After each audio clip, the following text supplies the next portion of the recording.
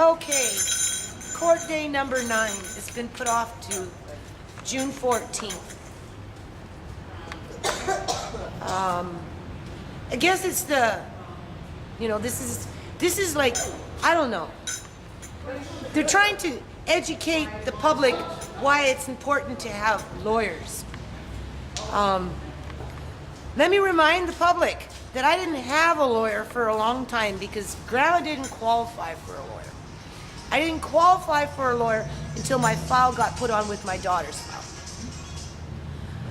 And then from that point forward, for the first 2 times when we did the custody hearing, I did not qualify for a lawyer. The judge made a motion.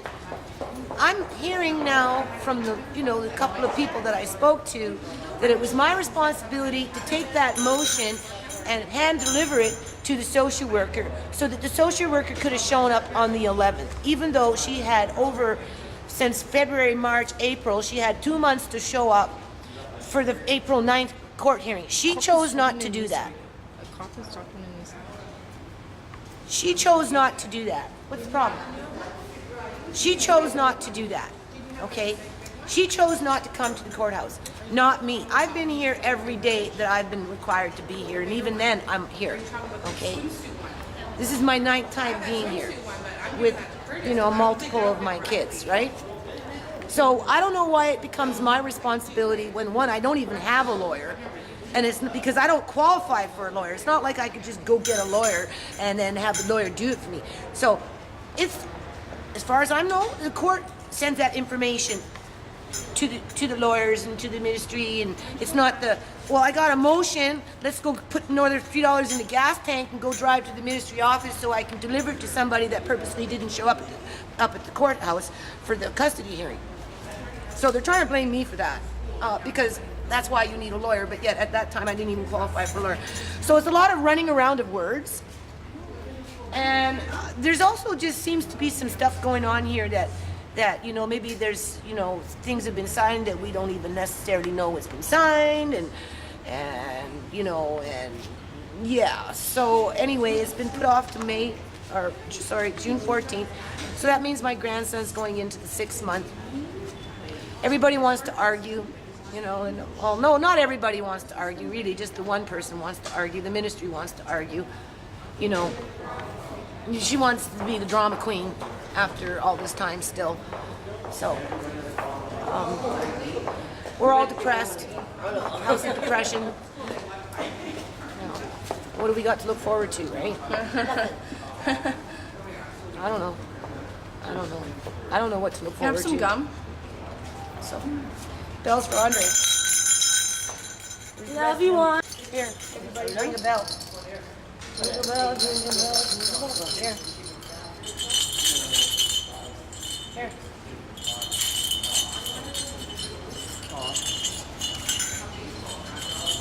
You need these ones? No, they're too hard. Don't look at me like that. Ring the bell, Sierra. Ring the bell.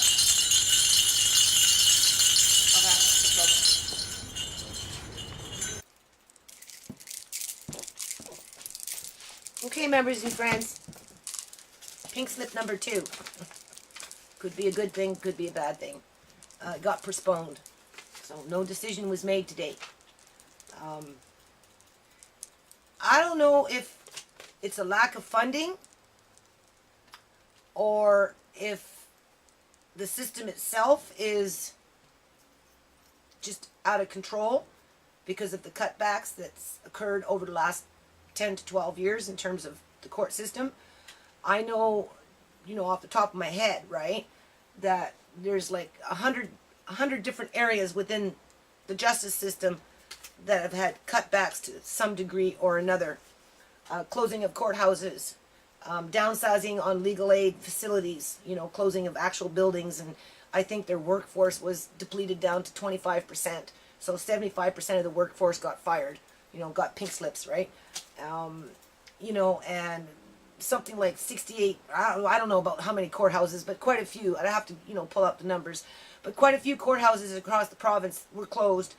So what's happening is you're getting an overflow of, people going into these, they're being concentrated and people are having to drive farther and, you know, wait longer, and you know, the time in front of the judge is shorter because there's, you know, there's a backlog.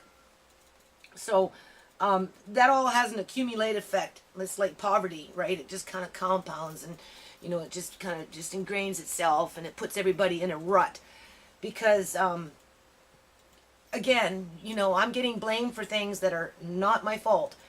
And an example would be today, judge said, oh, well, you don't have a lawyer with you. And I said, well, I have one now, you know, just got approved. So, you know, I haven't touched base with him yet, right? And so another lawyer, he says, yeah, you know, it's all good. We know he's in, not today here, but, you know, let's plan for another day so he can be here. And basically, what's happening is the social worker is refusing to take responsibility for not doing her fair share in terms of showing up to the custody hearing on April 9th, which got forwarded over to April 11th for confirmation for the case conference for May 9th. Because when you serve a social worker an affidavit for whatever it is, whoever it is, really, they have 30 days to reply. So there's no favoritism there. The social worker had 30 days to reply. She refused to reply. She was served personally by my daughter, and also the lawyer confirmed that officially she was served. Plus my son served once and affidavit the second time. So 3 times she got served. So there is no reason for her not to say she didn't know. And also too, on April 9th, my daughter was speaking to somebody that was from that office as we were in the courthouse, in the courtroom. And she was saying something about that woman phoned and confirmed that, you know, May 11th was a confirmation for the case conference. And so there's this, oh, nobody knows. I didn't know. And then because it was a motion, all of a sudden it became my responsibility to go in my car, put $2 in the gas tank, drive to the social worker's office, and give her the motion so that she could have showed up for the 11th to confirm, even though she refused herself to come on April 9th. That's not my responsibility. And then when I pointed this out to my daughter's lawyer, who at this point is still the lawyer,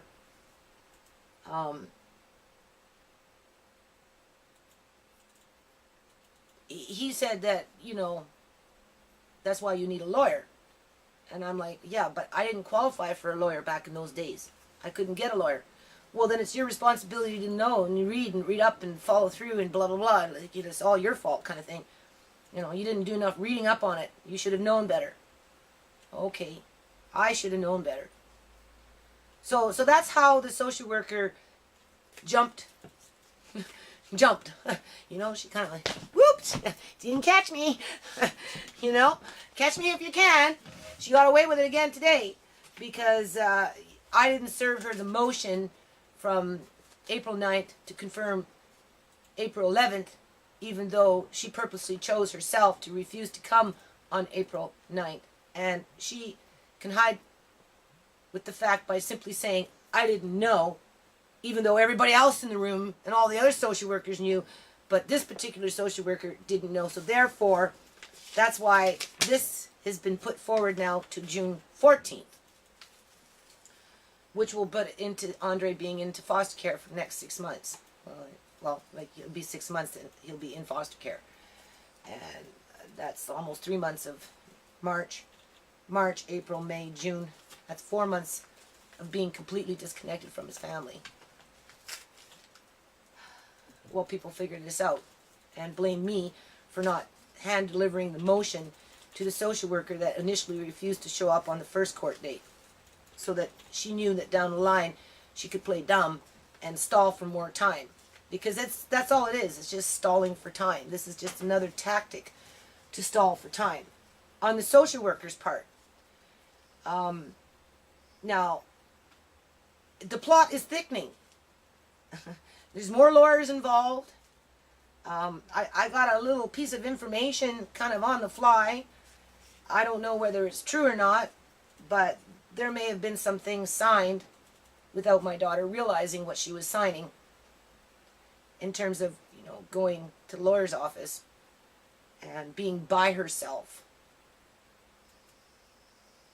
So we need to get a copy of what that was, because it could be contrary to what everyone's being told, including my daughter and including other people, like in this motage of a story. The plot is thickening here, right? I'm not interested in a trial, although, it's going to go to the Supreme Court at some point, because my daughter didn't deserve to be kicked out. That's what started the chain reaction. If the social worker really wanted to help my daughter and my grandson and her family, because we are a family, by helping her helps the family, by hurting her hurts the family, the request to move out with the threat of police would have never occurred. So it's a lot of backtracking and trying to cover up that one huge fact, right? And again, if people are truly representing Andre, I think that should be first thing on the table. And it hasn't come to that yet, right? Not yet, anyway. Right now we're still covering the tracks of the social worker, and we're blaming me for not giving her the motion, even though, again, she refused to show up, despite knowing she should have. That was her job. That's what she got paid for. That's a ministry problem. So is this backlog of, who's responsible for what? If the court paper is being delivered from the judge right there in the building, and you've got social workers running around, you've got supervisors running around, then for sure it's the court that should be giving that information to these people as they leave the court, so they can take it back to their offices. It shouldn't be resting in the hands of grandparents and parents struggling on their own, trying to learn on the fly very quickly, assuming that they can even read the information and absorb it and translate it in their head so it makes any sense. That's not our responsibility. We're not there to be taken advantage of, and right now we are being taken advantage of, and people are not taking responsibility for that for whatever reason. At the end of the day, there does seem to be, lack of resources within the system itself, and everybody's hanging on a thread. Well, some are playing the system more than others, and so I got 3 weeks to let my lawyer look over the information and, talk to him at some point, touch base with him, see what happens with my daughter. She's supposed to be going into a program like in the next week or so, so we'll see. Again, there's, people getting her to sign things without fully reading to her what it is. If she signs anything with me, the family is here. I openly read it to her. I read it 2-3 times if I have to. I talk to her about it, right? If she's not ready to sign, I'll leave it for a bit, talk to her about it later on. It's not, oh, good, you came into the office. Here, you're supposed to sign this a long time ago. Quickly, put your signature down before you go out the door. Oh, okay. Yeah, sure, no problem. I'll sign. I want you to get paid. Why shouldn't I get you to have to get paid? Sure, I'll put my John Henry down. But is that what she signed for? I don't know. Because we're requesting paperwork and we're not getting it. So maybe my lawyer might be able to find out. In the interim, though, Andre's in foster care for another 3 more weeks at least. And, it's just sad. Sad. It's really, really sad. I don't know what else to say. We're all sad. We're all depressed. It's pretty gloomy.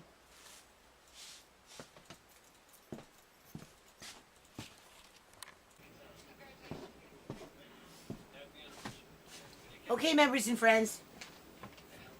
I got my little horsies out. supposed to be working on a non-profit here, you know, building in children's programs with horses. I have puppets, more puppets. I'm going to try and incorporate them into my videos. And my porch, as we know, is not fixed, so I'm having to take everything out. It's getting rained on and ruined, and so these were covered up, but I have to wipe them down and find a new place, someplace inside my garage to store them. So people can point their fingers at me and say I'm a hoarder, you know. So, anyway, I just, you know, the last 2 videos I made, I don't feel satisfied with them because my grandson's in, you know, foster care for another 3 more weeks at least. And I don't know what they're planning for on the 14th. I just know it's one day before the 15th. Because if it goes into the 15th, I would think that there's a breach in there somewhere. Right? I think there's already a breach in there somewhere. Because, like I said, custody was determined a long time ago. But, you know, there's a window of opportunity where, you know, people are coming up behind the ranks and, you know, passing their. I'm not very good at doing puppets, but here, you sign this now. Something you should have signed a long time ago, but we just won't tell you what it is until that day when we really need it. In the meantime, the children, like the horses here, you know, they're just doing nothing, right? They're just, you know, do you know, from the United States, 150,000 horses every year. 150,000 horses every year go to slaughter between Canada and Mexico. And it's illegal to slaughter horses in America, but yet they ship them out to other countries to do it.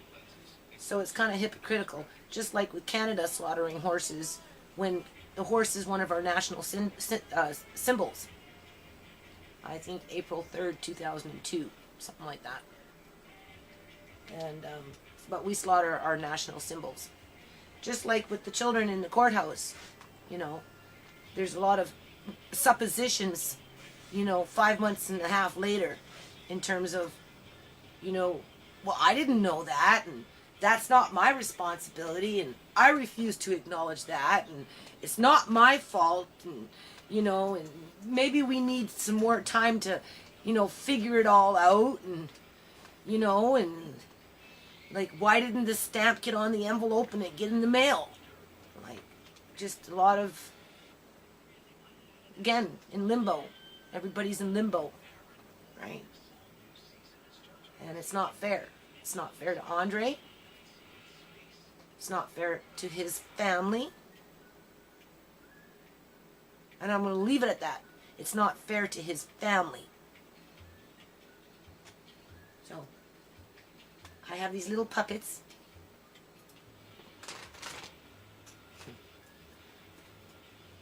I'm trying to be cheery. It's hard to be cheery, though. Right? I don't think the process is fair. I think there's something wrong with it. I think it's up against, you know, it's not working in the favor of the child.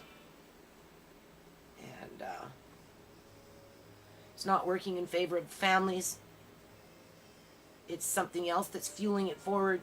Now, whether that's the government, you know, not giving the system itself enough resources to handle the overflow of raunchy social workers on a mission to clean up the planet. Right? Like, I don't know what drives a social worker to do the things these social workers have been doing. Like, I'd like to know what they're being taught in school. I really would.